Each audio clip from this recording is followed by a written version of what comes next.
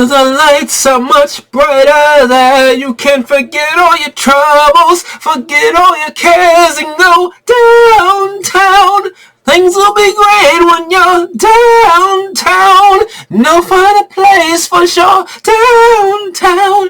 Everyone's waiting for you.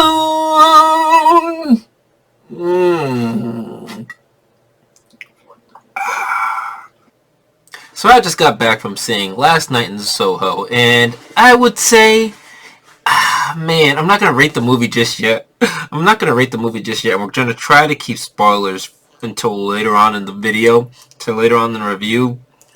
But man, I'm not going to try to like be exactly like a Debbie Downer or anything like that, but there's just like this weird like way that they take the movie with like the special effects, and I get what they're trying to like convey, because man, it's so rough, but we'll talk about it a little bit later.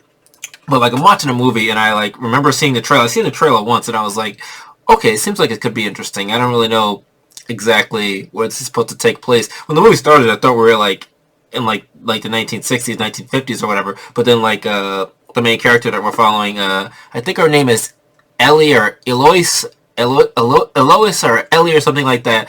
The actor's name is Thomason, apparently. I'm looking at it right now. Thomason McKenzie. She's the main person we're following. And then Anya Taylor-Joy, which is Sandy, is like the secondary, like the person that she's like seeing in like the mirror when she goes to sleep, something like that. Somewhat of a spoiler. You guys get it if you've seen the trailer. But Anya Taylor is like her double. Essentially, that's what we're following. Like, we're following Anya Taylor as her double, and we're trying to uncover what exactly is going on here. And as you get deeper into the movie, I realized like 25 minutes, maybe 35 minutes into the movie what was going on, like exactly. But then there was still like some like reveals that were kind of cool. There were still some reveals later on in the movie where I was like, okay, I was down for that. I expected that too. Like, I expected that to happen. And there, like, honestly, if you're paying attention to the movie, if you're paying attention to the dialogue, you know everything that's going to happen in the movie. Literally, you know everything that's going to happen in the movie. And like, everything went down. I was like, yeah, that makes sense. But it was good. It was good because it makes sense. Like, it makes sense. Like, if you pay attention to what characters are saying, when you get the reveal, you're like, well, yeah, they did say that. You just have to be following. But I am honestly still a little bit confused with the ending exactly. But I'm not going to spoil it. I'm a little bit confused. But Anya Taylor doesn't show up for like maybe like until like 20 minutes into the movie, which is a little iffy. I don't know how I felt about that. But yeah, Ellie, man, I'm over here drinking too, honestly. Sorry, guys. I'm not saying I'm drinking because the movie was bad. The movie's not bad. This is one of the better movies I've seen this year. Dialogue's good. The reveals are good. I really like the setting. The setting's awesome. Very awesome setting back in the 1960s. Basically, when she's dreaming, when she's asleep, it's the 1960s. And I thought the entire movie was going to be that. But no, you go back to like the current timeline, because she's like in the... Where is she? Hold on. I should know this. I think she's like in the UK. Where is this? Hold on. Sorry about this. So sorry about this. Give me just 1 sec. Yes, she's in London. So it's taking place in London. And like there's these side characters. So she's like in like fashion school. She's like trying to be like a fashion artist and all this. She's trying to like grow her name and become like a really big fashion artist. And there's these 4 girl characters, and they're literally just bullies for no reason. Like, they're literally just bullies for no reason. I actually don't even understand what's going on. Like, I know girls can be, like, bullies towards other girls. I get it. I've seen it. But, like, this is, like, to, like, the next level. This is, like, some crazy, like, ridiculous. This is not, like, I'm not going to try to keep it as vague as possible, but it's, like, literally, like, she's, like, explaining her backstory to, like, the 3 girls. And then there's, like, this other girl. And she's like, oh, my backstory is sadder. And then she's like, oh, I'm sorry. I wasn't trying to, like, have a competition. And she's like, oh, my backstory is sadder. You fucking bitch. Like, why are you mad? Why are you, like, do you really want the spotlight off you? I'm like, why is this girl, like, so salty? Like, I was like, hello? This is kind of mean-spirited. Maybe girls are like that towards each other. I don't know. But this girl literally had a vendetta against the main character, Ellie. The side girl had a vendetta against her. Literally. Like, there's literally, like, 3 or 4 moments within this movie where this, like, side girl character is like literally trying to sabotage Ellie's like whole life. Like it's actually just crazy.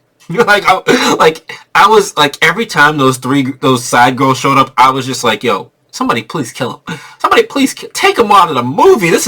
I don't like these people. I don't like these girls at all. I was actually pissed. Every time those girls would show up, I'm like, oh man, what are they gonna do now? Oh man, what are they gonna do now? Oh man, what are they gonna do now? I'm like, oh, they're just hoodlums. They're just hood rats. I didn't like them, but I mean, they were not supposed to like them, so it was fine. It was fine. It was fine. But man, this movie's something. This movie's something. It's one of the better movies I've seen this year, easily. The acting's on point. There's one guy. Hold on. So there's one guy. Is this really a spoiler? There's a love interest character. His name is Michael Ajoy, or is it Michael Ajao? This might be Michael Ajao. So this character, he's like the love interest of Ellie, and I liked his acting a lot. Honestly, I really did like his acting. Everything that he did, I completely bought it. He was a very good actor. I mean, everybody in this movie is a good actor, like, honestly. But, just, there's some things that happen in this movie that I'm just like, man, you had a good movie. You had a really good movie, but then you just had to do this weird stuff. There's also another character, Diana Rigg, which is the, landlord of one of the buildings that our main character moves into. Being vague, a slight spoiler, whatnot. It's not really that big of an issue. Diana Rigg, she was really good. She was really good. I'm gonna tell you, she was a really good actor in this movie. So yeah, like I said, Anya Taylor, Thomason, Diana Rigg, and Michael Ajoy, very good actors in this movie. There's some other actors doing some things, but not really too much. Not really too much. But like I said, good reviews, good dialogue. The movie wasn't slow, very well paced. Like, I could have taken more of the movie, honestly. If there was more story, I would have been there for it. I was glued to the screen the whole time. I wanted to see what was going to happen. I didn't like when those little side characters, those bullies, were screwing around. But what can you do? So, I'm going to give the movie... Man, what am I going to give the movie? Hold on, let me have a little sip of my freaking... What are we going to give this movie? I'm going to give Last Night in Soho a 7.5 out of 10. Because I'm being nitpicky. And then we're going to get to spoiler territory now. So, guys, if you haven't seen the movie yet, leave the video, comment, subscribe, get a thumbs up, whatever you want to do. I'm going to get into spoiler territory. The movie is 7.5 because there's some weird shit that goes on. And I get what they're trying to, like, convey. I completely get it. So, there's, like, an assault that happens with Sandy's character. Anya Taylor's character, there's an assault that happens, and she's like trying to be like a showgirl or whatever, and like all the guys are like creeps and they're like assaulting her. They're assaulting her like every single night. She's been assaulted like hundreds of times by these disgusting men, right? And like our main character Ellie is like going through it because like when she like drinks or whatever, she like starts seeing everything in her dreams, and she's like starts reliving everything that Anya Taylor went through, everything that Sandy went through. Ellie starts going through it when she drinks and all this, and it's crazy because like I think this is about 45 minutes of the movie. Ellie's grandmother calls and she's like, "Are you seeing her again?" So at that point you're like, okay, now we can piece everything together. Because she's like, "Are you seeing her again?" So you already know, like she's been seeing her before, and like also, like Ellie in the beginning says like, "Oh, my mother, like she died. I don't know if I can say this on YouTube, but they say like how her mother died earlier in the story, and then when you get to like figuring out about Sandy, you're like, oh, you piece it all together. It all makes sense. It's all very good. But like the way that they convey, like I don't know if it's Ellie or Sandy, both of them. The way they convey like the assaults that happen, and I'm not talking like early on in the movie. I'm talking like later on in the movie. It's very fucking weird. It's very fucking weird. Like they're like. There's like these old men, but they like have no face, and they're like Resident Evil fucking zombies, fucking hands coming out of the ground, grabbing Ellie and grabbing Sandy, fucking hands coming out of the ground, literally faceless men, and it's like some Resident Evil fucking, like, I get it, it's horrific, I get what they're going for, but it's like the way they do it is like weird, it's like Resident Evil zombie shit, and I'm just like, what? Are we watching a Resident Evil movie, or is this like Last Night in Soho? Because I really feel like I'm watching a fucking Resident Evil movie when that shit was going down. When she's like, there's a scene where she's in the library and like there's a bunch of faceless men, and they're like, "Come here, you wanted this, you've wanted this all along," and they're like, hands coming out of the fucking bookshelves and shit, and just faceless men like, "Arr!" and their faces like distorting. I'm like, what? What? I didn't like that at all. That took every time that they did that, and it happens like 3 times in the movie. Every time the faceless men showed up, I was literally furious. I was just like, man, this movie could have been so much better if they didn't have these faceless men like going like, it was literally like fucking weird ass jump scares. I'm like, what are you doing? Because this movie, it was like literally like so serious. The movie was like so serious, so well acted. I was so into it. Like, so many things I was questioning. I didn't know what was going on. So many things that need to be revealed, and the reveals are good, made sense.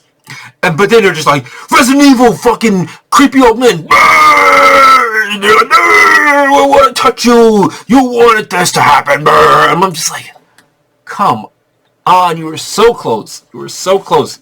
God, take another sip of my fucking alcohol. I don't know. Man, that just took that brought it down to a 6.5 for me.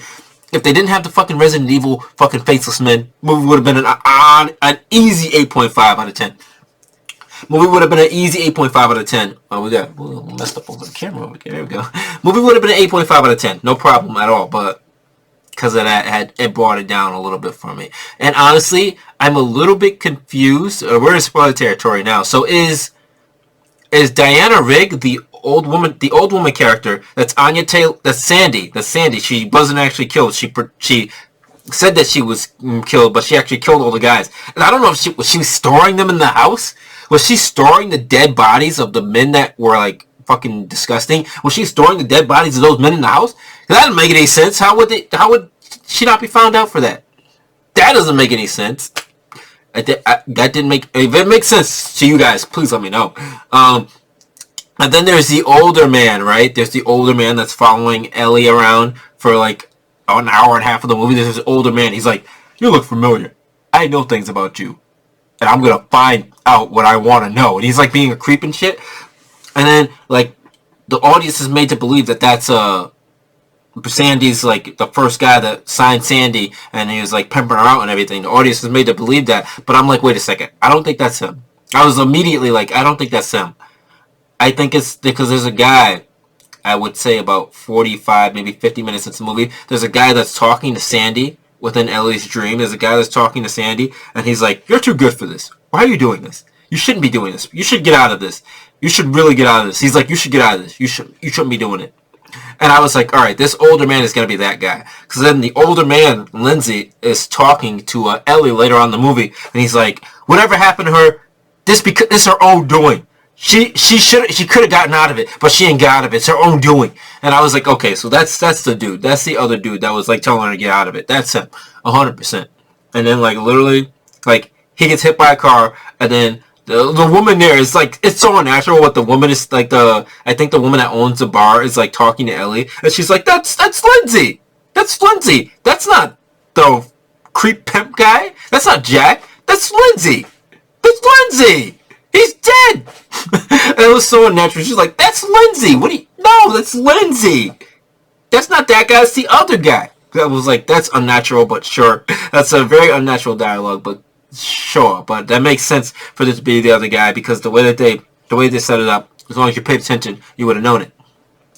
But yeah, I mean, beyond that, pretty good. Michael Ajao. I'm pretty sure it's Michael Ajao. He was a good actor. I digged him a lot. I didn't like the bully characters, but you're not supposed to. And yeah, Anya Taylor and Thomason, they killed it. Diana Rigg really killed it. I would say Diana Rigg and Michael Ajao did the best.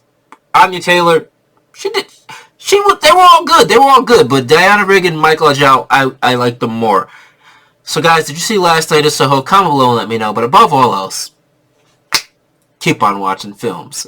And I'll see you guys next time. I'm taking a sip of my goddamn alcohol. What the hell? I'm gonna escape these fucking Resident Evil fucking zombies.